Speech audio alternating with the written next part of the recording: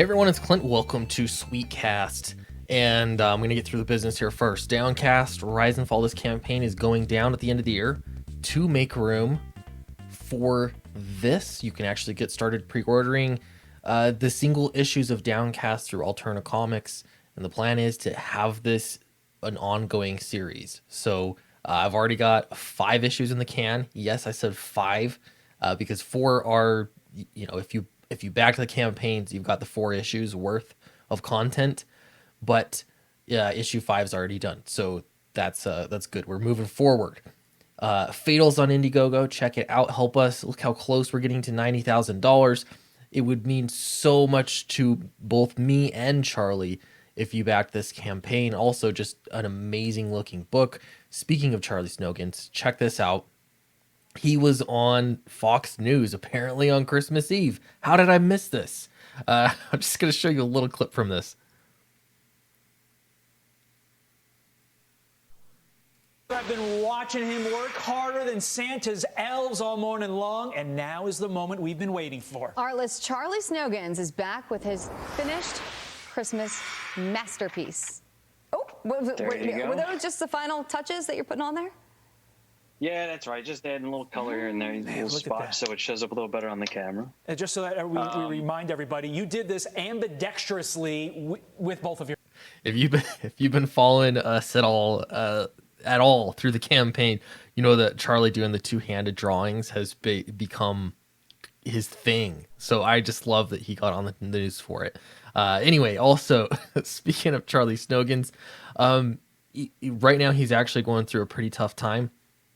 And so I started this GoFundMe for him. His wife had cancer. She's okay. She's recovering, but the medical bills are a very difficult thing. So if you don't mind helping support, that's awesome. Every little thing helps too. If you don't have like a ton of money, I get it. Even just a few dollars is very helpful. So I appreciate everybody that has donated so far. I can tell you that it has meant a lot to both Charlie and his wife. They're very grateful to everybody that has helped. So thank you so much. All right. Whew. Okay, so I did a video a little while ago. And that was a lot of stuff. But I did a video a little while ago about why comic books are such a great medium, or what they have that other mediums don't. Now, one thing, the big deal has been around movies, and movies moving to a streaming format, but comics don't have to make a change there. They're already something that you can consume at home. Even if you're buying it at a comic book shop, you can do so. You can look and see what new comic books are out. I wish that they did a better job of letting people know what new comic books are coming down the road, and that there was a little bit more fanfare for those kind of books. But it's still just positioned better during a time when there's a pandemic. So if we're looking at the numbers for Wonder Woman, this would be number 1, Wonder Woman 1984. Is that the correct year? It came out on Christmas Day, and we're right now during opening weekend, and things do not look good so far. Now, in comparison, Wonder Woman, the one that was released in 2017, the first one, which genuinely was a great movie, I really enjoyed it. It on opening weekend sold $103 million in gross sales. I'm very, very, very, very well done. Currently, Wonder Woman 1984 is not doing so well. And time will tell. I think on Monday we'll have the official numbers for opening weekend.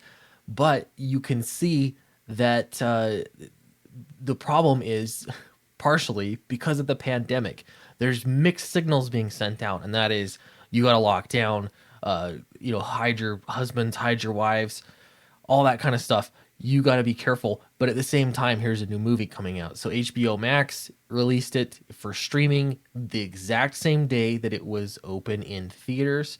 And so far, the news that we have is that Wonder Woman did open foreignly, and it did not sell all that much money.